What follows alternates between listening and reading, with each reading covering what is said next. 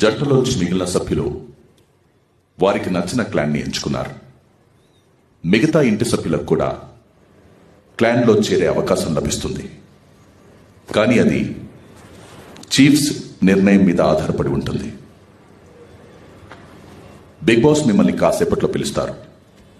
మీరాలోపు మీ చీఫ్స్ని మిమ్మల్ని వారి క్లాన్లోకి తీసుకునేలా ఇంప్రెస్ చేయండి.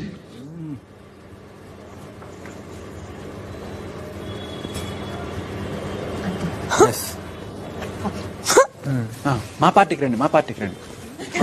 వాళ్ళు చేయాలి. నాకు ఒక డౌట్, వీ షుడ్ కన్విన్స్ మీరు. నువ్వు కూర్చో, నీకు నచ్చితే తీసుకుంటారో లేకుంటే లేదా. అయిపోయింది, వెళ్ళొచ్చు అన్నారు అంటే.